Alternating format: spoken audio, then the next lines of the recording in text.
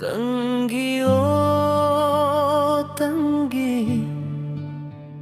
ನನ್ನ ಮುದ್ದು ತಂಗಿ, ಈ ಅಣ್ಣನ ಮರೆತು